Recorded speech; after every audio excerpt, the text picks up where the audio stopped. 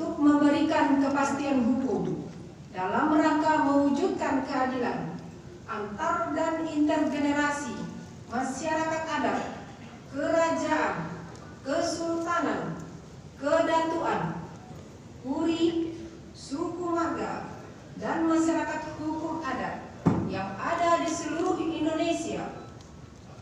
Maka kami menghimbau agar pemerintah Republik Indonesia memberikan perlindungan khusus masyarakat adat Minangkabau sesuai kearifan lokal daerah setempat yang menganut garis keturunan ibu.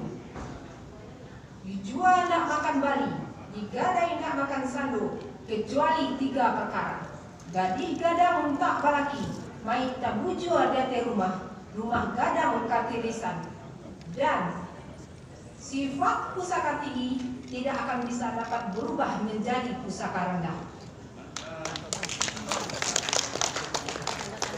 Dengan pembacaan dari Lembaga Adat Minangkabau, maka maklumat